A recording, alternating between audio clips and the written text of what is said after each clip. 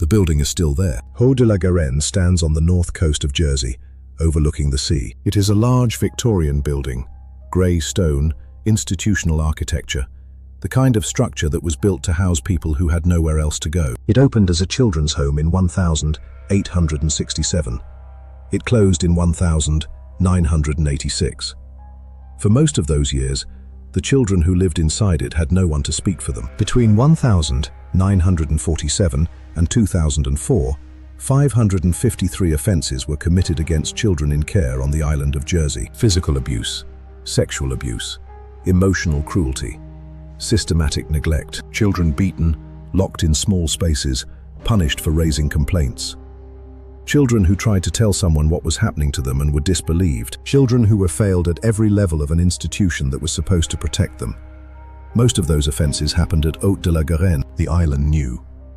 1, 2, 3. And for decades, the island looked the other way. My name is the voice behind creepy Chronicles, and I want to say something clearly before this investigation begins. This is not a horror story in the genre sense.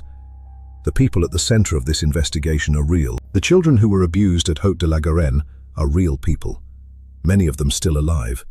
Many of them still living with what happened to them. The inquiry that finally examined their testimony heard from more than 600 witnesses.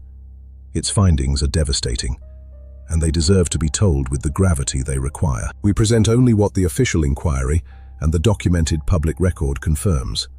Every figure, every finding, every quote in this investigation comes from the independent Jersey Care Inquiry's published report, the Operation Rectangle police files, or confirmed journalism from the BBC, The Guardian, and NPR. Jersey is a Crown dependency, not part of the United Kingdom, but under the jurisdiction of the British Crown. It has its own government, its own legal system, and its own culture. And for much of the 20th century, that culture operated in a way that the inquiry's final report described in 3 words: the Jersey way. The Jersey way, as the inquiry defined it, was a culture of protecting powerful interests and resisting change. A culture in which the island's reputation as a safe, prosperous, family-friendly tax haven mattered more to those in power than the welfare of the children in their care. A culture of fear that deterred whistleblowers. A culture in which concerns raised internally were covered up or ignored, rather than acted upon. A former social worker named Marilyn Carr, who worked in Jersey's children's services from 1977, described Haut de la Garenne as a barbaric place. She told the inquiry that concerns she raised about the treatment of children were either covered up or ignored by her superiors. She raised concerns for years. Nothing changed. In 2007, the States of Jersey Police launched Operation Rectangle, a formal investigation into historical abuse allegations at the island's care homes, with the primary focus on Haut de la Garenne. The detective leading the investigation was Lenny Harper. What his team found when they began excavating beneath the building would generate headlines around the world. They found hidden rooms, a trapdoor in the cellar, evidence consistent with the use of restraints. And in February 2008, investigators found a fragment that was initially assessed as potentially being part of a child's skull. The announcement of that discovery caused a global media storm. Journalists descended on Jersey. The island's government was thrown into crisis, and hundreds of victims, people who had been waiting years, in some cases decades, for someone to take what happened to them seriously, came forward. The skull fragment was later determined to be wood or coconut shell, not human remains. That determination was used by some, including some members of the Jersey establishment, to suggest that the entire investigation had been overstated. But the fragment was never the story. The fragment was a catalyst. The story was the 553 offences. The story was the 192 victims. The story was the 151 named offenders. The story was the children who had been trying to tell someone what happened to them for decades and had not been believed. The abuse at Haut de la Garenne was not carried out by one person acting alone. It was systematic.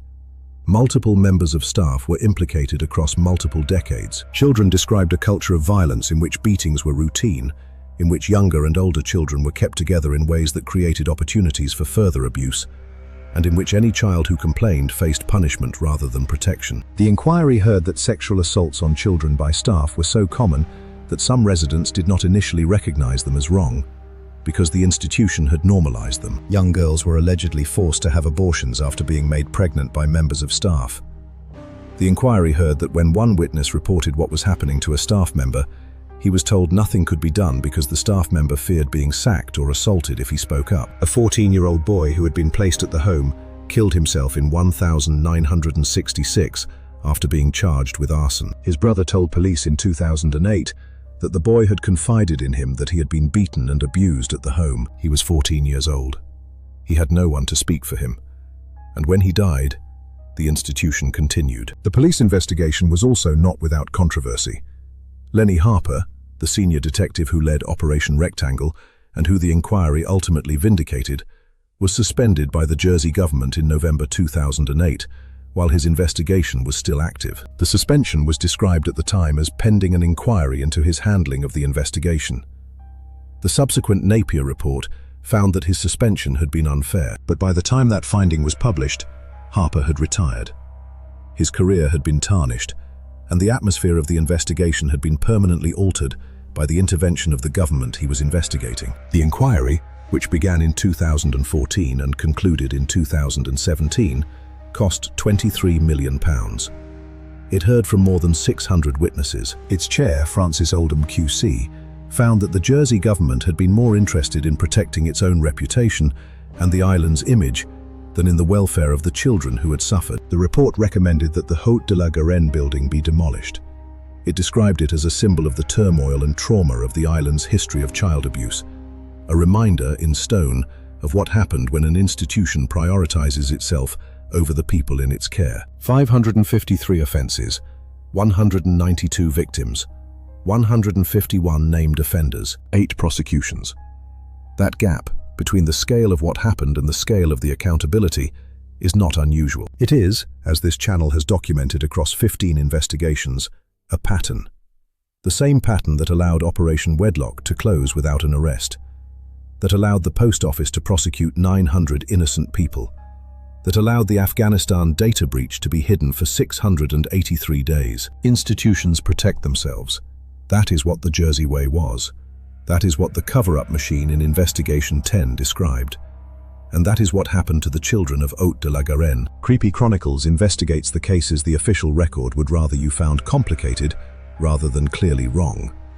Every Thursday and every Sunday, real, documented, told without apology. The building is still there. The inquiry recommended demolishing it. It has not been demolished.